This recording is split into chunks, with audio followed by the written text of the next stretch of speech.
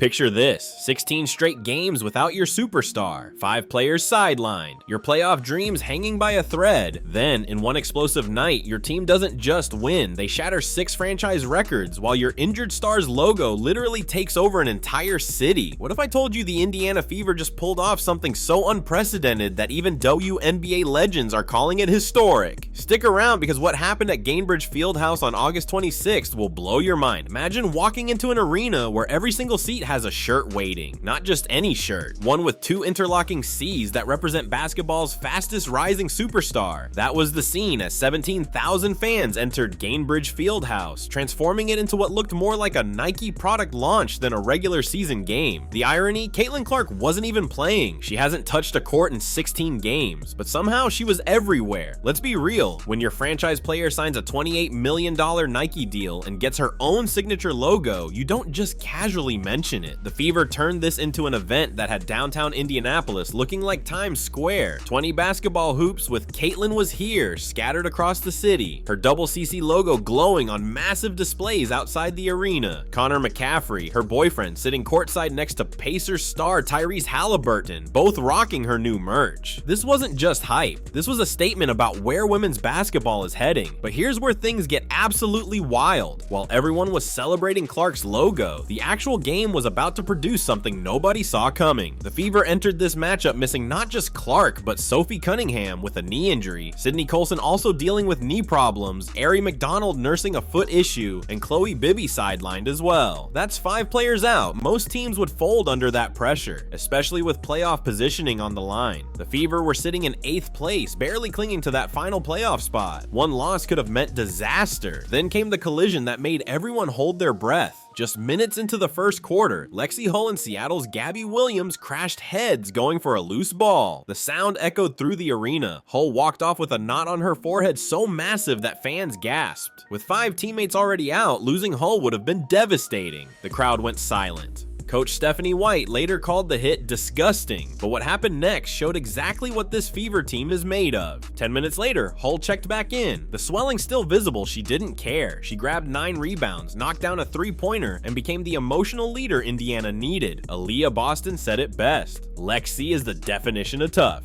That toughness spread through the entire team like wildfire. What followed was complete domination that nobody could have predicted. Let me break down what happened next, because this is where history was made. Kelsey Mitchell came out on an absolute mission. By the time the first quarter ended, she had 10 points and was just getting started. But it wasn't just about the points, it was about what those points meant. With her 21st point of the night, Mitchell did something that seemed impossible just months ago. She broke Caitlin Clark's franchise single-season scoring record. Think about that. Clark set that record just last year in her rookie season, and now Mitchell had surpassed it with 770 points and counting. The crowd erupted, but Mitchell wasn't done. She also claimed the league lead in 20-point games this season. Every backdoor cut, every 3-pointer, every drive to the basket was sending a message. This team isn't just Caitlin Clark. Seattle's veteran Nneka Ogwumike admitted afterward that Mitchell was the head of the snake they couldn't contain. But Mitchell was just the beginning of this record-breaking night. Meanwhile, Aliyah Boston was putting on a clinic that will be remembered for years. 27 points on 10 of 18 shooting, but the stats don't tell the whole story. With her performance, Boston became only the 2nd youngest player in WNBA history to reach 1,000 career rebounds. The only player younger, Tina Charles. That's the company she's keeping. But wait, there's more. Boston also became the 2nd fastest player ever to reach 1,000 rebounds and 350 assists. The only person who did it faster, Candace Parker. When you're mentioned in the same breath as Candace Parker, you know you're special. The way Boston dominated inside was something else. Every touch looked like a mismatch. Seattle had no answer. She was backing down defenders, finishing through contact, even stepping out and draining a 3-pointer that had the crowd on their feet. This wasn't just a good game. This was a superstar announcement, and she did it all while dealing with the pressure of being the primary focus without Clark on the floor. Now, let's talk about Odyssey Sims, because what she did was absolutely bonkers. 22 points, 6 assists, and a performance that proved she's more than just a depth piece. But here's the crazy part. Sims became the 2nd fastest player in Fever franchise history to reach 50 points and 25 assists. You want to know who did it faster?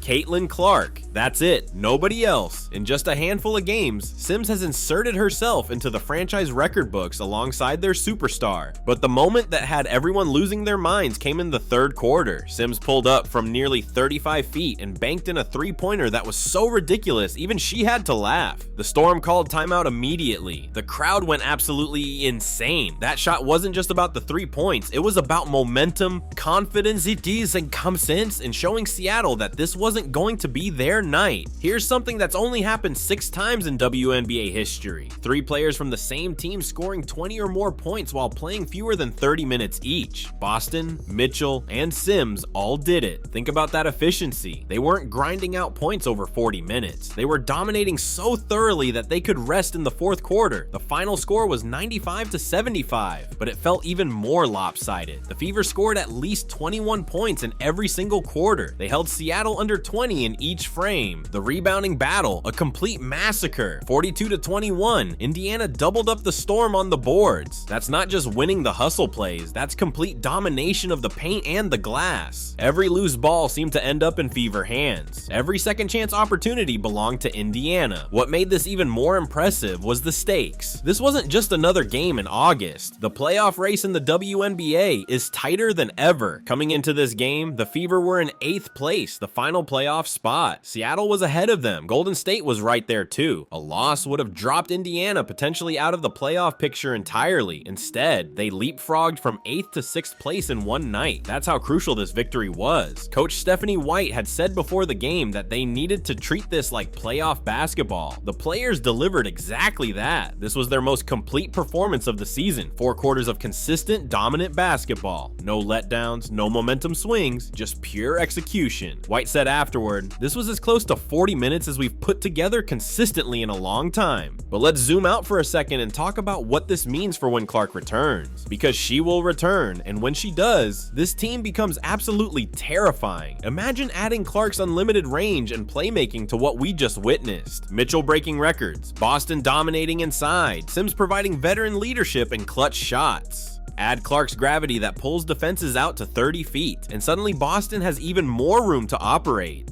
Mitchell gets more open looks. Hull and the role players thrive in the space created. The fascinating part about Clark's absence is what it's revealed about this team's depth. They're not just surviving without her, they're thriving, breaking records, and climbing the standings. That's not supposed to happen when your franchise player misses 16 straight games. But it's happening because players like Mitchell have elevated their games to superstar levels. Boston has embraced being the #1 option. Sims has provided the veteran steadiness they desperately needed. Coach White has been careful about Clark's return timeline. She wants to see her in full practices, handling contact, showing she can sustain the physicality for entire games. With a groin injury that's lingered since July 15th, they can't afford to rush her back and risk re-injury. But when she does return, and sources suggest it could be soon, this becomes a completely different team. A team that just proved they can dominate without their best player. Imagine what they can do with her. The schedule ahead is fascinating too. 6 games remaining: Sparks, Valkyries, Mercury, Sky, Mystics, and Lynx. It's a mix of must-wins against lower teams and tough tests against playoff contenders. But after what we just witnessed, does anyone really want to face this Fever team? They've found their identity. They've discovered their toughness. Hull literally played with a golf ball-sized knot on her forehead and grabbed 9 rebounds. That's the kind of grit championship teams are built on. What's even more incredible is the timing of all this. On the same night Clark's Nike logo was being celebrated, her signature shoe coming in 2026, her apparel line launching soon, her teammates were writing their own names in the history books. It's like the universe was saying, this team is bigger than one player. Don't get me wrong, Clark is transformative, she's generational, but the Fever just proved they're building something sustainable, something that doesn't crumble when one player is out. The atmosphere in the arena was unlike anything we've seen in Indianapolis. Every fan wearing those "Caitlin was here" shirts, but cheering just as loud for Mitchell's record-breaking moment, for Boston's dominance, for Sims' dagger three-pointers. This wasn't just about marketing or logos or shoe deals. This was about a basketball team coming together at the perfect moment in the biggest game of their season and delivering a performance for the ages.